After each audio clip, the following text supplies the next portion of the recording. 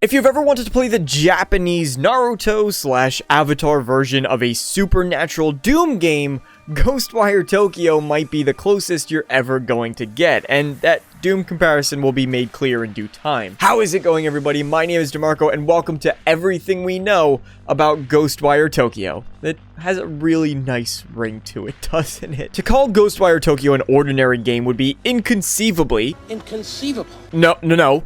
Inconceivably. Inconceivable! Okay, whatever. It would be highly diminutive. Hanya mask-wearing supervillains, talking shop-owner cats, first-person Naruto ninjutsu-style combat, and an open-world Tokyo devoid of human life that's now roamed by the yokai, a combination of peaceful and aggressive visitors from another world. Ghostwire Tokyo has the makings to be one of the most interesting and unique experiences of 2022, and I greatly admire its attempts to break free from some of the more formulaic AAA open-world RPG approaches. Beginning with story details, in Ghostwire Tokyo you play as Akito, a resident of Japan who was able to survive a mysterious vanishing of all of Tokyo's population, aided by a spirit named KK who seemingly has his own motives. KK was previously a ghost hunter, and he ended up as a ghost himself that is now fused with Akito for reasons we don't yet know. But as a result, Akito is now able to perform superhuman abilities from different elements, including fire, water, and air, through what is called ethereal weaving. Think of Akito as being a much more edgy avatar. With his new powers, Akito must venture out into the haunted streets in order to find his sister and unravel the mystery of why Hanya, yeah, the villain is named after the mask that he wears, is turning the population to spirits for their salvation, as he claims. It's worth mentioning here that there isn't as of yet any kind of choice and consequence in the game, at least none that developers have talked about, so it will be a linear story, which is fine. Making deep choices doesn't need to be in every single game. Unlike Tango's previous titles, Ghostwire Tokyo is an action-adventure mystery game with some thriller elements mixed in there, and it's their first time taking on a non-linear approach, which the developers have stated comes with its share of problems. While I'm excited for everything that Ghostwire Tokyo has to offer, I do have some concerns about the game based on some of the footage we've seen so far, and we'll talk about that later on. But first, before we get into any of that, let's talk about the open world. In Ghostwire Tokyo, Tango has set out to create an accurate representation of, well, Tokyo. Go figure. Naturally, it's not going to be one-to-one, but I would assume that the closest comparison we could make is probably something like Insomniac's Spider-Man game. While we don't exactly know how large the map size will be, between the verticality that's present, the underground depths that you can explore, possibly in the form of metro stations that double as fast travel, and a variety of interiors to discover, players can expect a pretty detailed and robust world that may expand vertically as much as it does horizontally.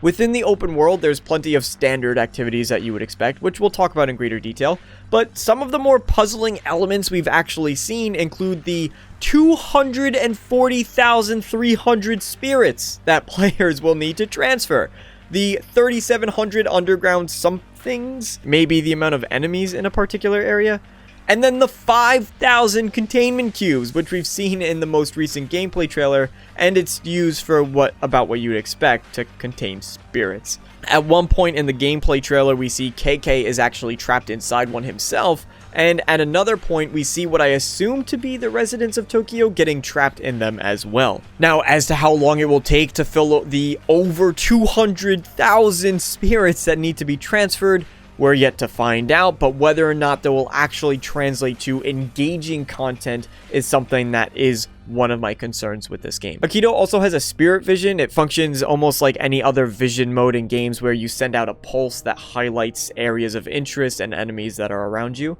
And then, of course, in an open world game that's set in Tokyo, there's naturally plenty of landmarks, actual landmarks that players can go out and explore and discover, but there's also several notable in-game locations that players will want to keep on their radar. First and foremost are convenience stores. These are locations where players are allowed to buy items like consumables from a floating cat yokai with a currency called Mecha?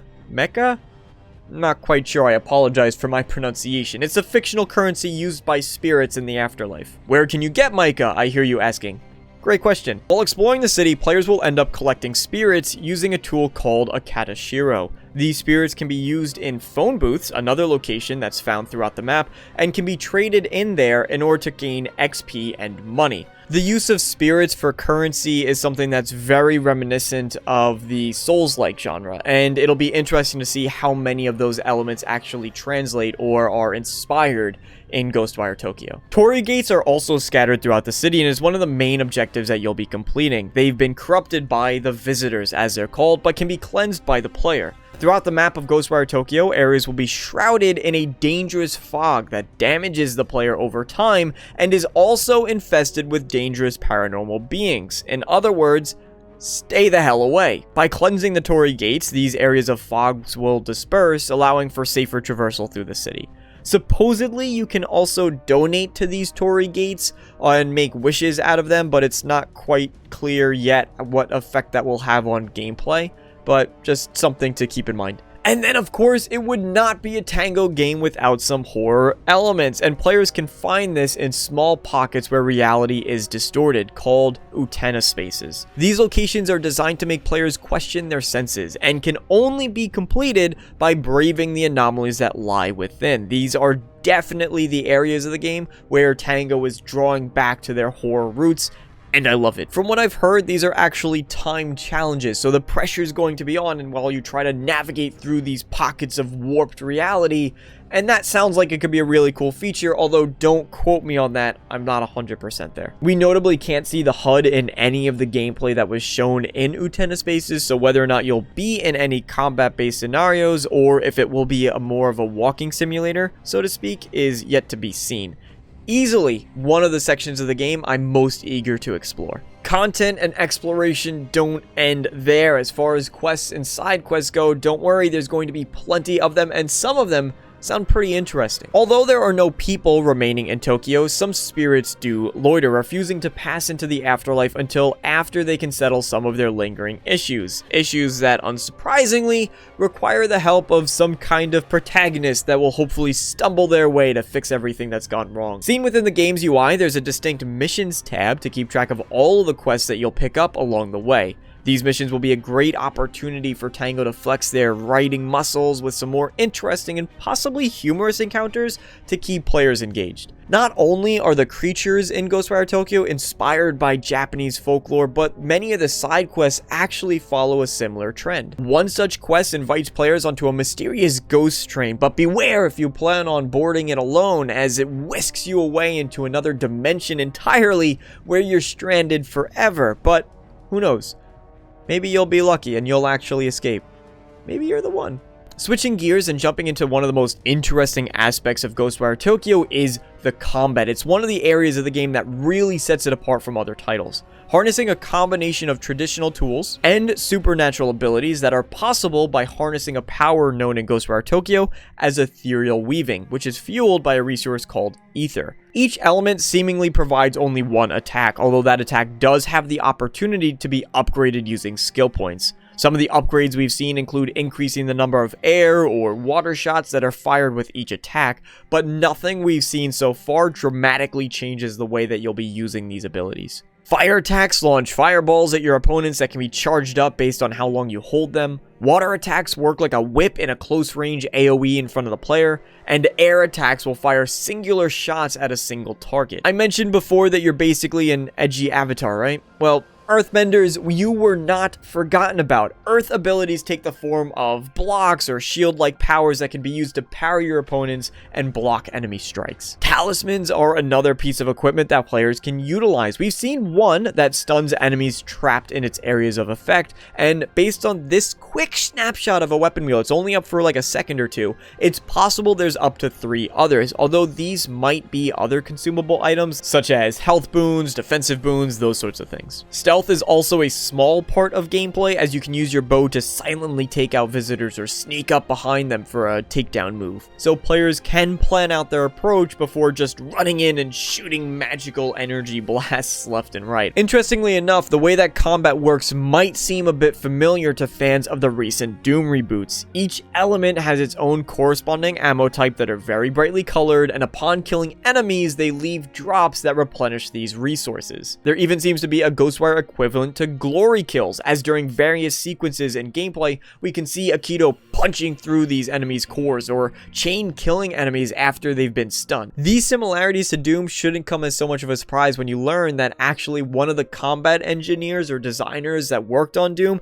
was actually taking the lead for Ghostwire Tokyo. Some of these encounters are bound to get pretty intense. In just a single shot of a fight against this horrific creature, if you look closely in the background, you can see upside down and floating cars and buildings. The magic and distortion of the world is something that I'm looking forward to the most, to really seeing how Tango will twist and meddle with this world, breaking reality as we know it. When it comes to character customization, players have a total of 69 skills to spend their points in across 3 different skill trees. This consists of abilities, which we haven't seen that skill tree yet, ethereal weaving, which is your spellcasting, and equipment, which is your bow and your talismans. The developers have mentioned that there's different playstyles you can branch into, but it seems more like a system in which you choose what order you want to unlock upgrades versus picking a distinct build that you want to play as. It's much more of a linear progression system. Now for a couple of concerns that I have regarding Ghostwire, and there are a few. The first, and this is something that isn't exclusive to Ghostwire, but most open world games, is the amount of content in the world. Although there seems to be plenty of interesting things to do in Ghostwire Tokyo, the shots that we've seen of the city appear to be a bit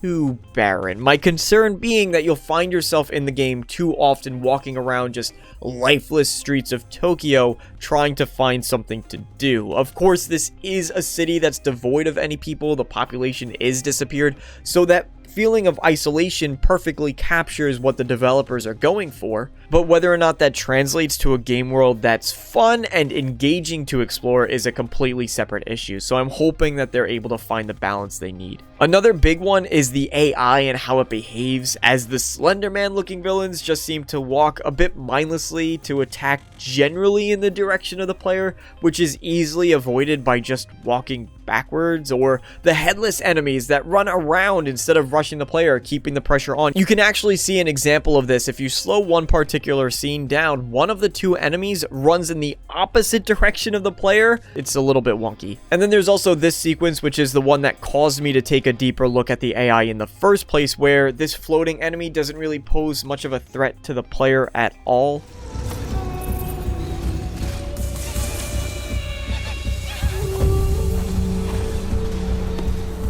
That being said, I can imagine a scenario where all the different enemy types coming together in one fight really challenge your awareness and what you're looking at and what you're trying to do. That can ramp up the difficulty and cause quite a bit of a challenge.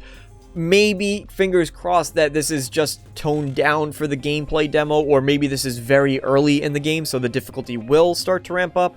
But based on this early showcase, things don't look too tough. Ghostwire Tokyo releases on March 25th on PlayStation 5 and PC. Let me know if this is a game that interests most of you guys. I'd love to hear your thoughts about it down in the comment section below, and if I missed anything, let me know as well. Thank you guys so much for watching. I hope you enjoyed, and as always, I hope to see you all next time. So long, everybody.